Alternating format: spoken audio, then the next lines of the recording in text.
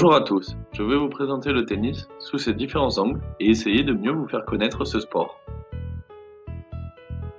Mais d'où vient le tennis et quelle est son histoire?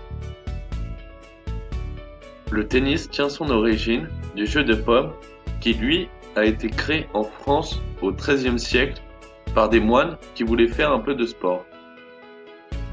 Le tennis comme nous le connaissons actuellement a été créé par le Major Walter Clopton Wingfield et breveté à la Chambre des métiers de Londres en 1874.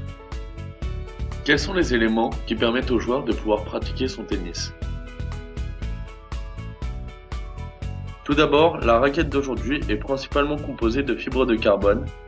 Plusieurs marques en commercialisent, les principales sont Babolat, connu pour ses designs originaux, Wilson pour ses designs élégants, et Ed se situe entre les deux. Il existe d'autres marques comme Dunlop et Art & Go qui sont considérées comme en dessous niveau qualité.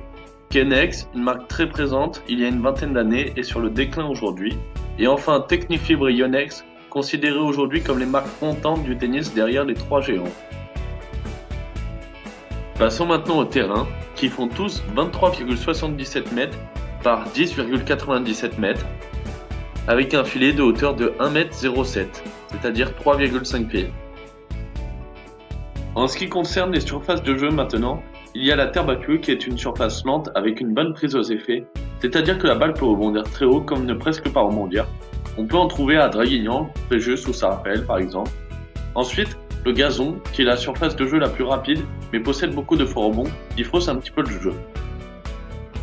Et il reste le dur avec le green set, qui est une surface rapide surtout quand elle est indoor, c'est-à-dire court couvert.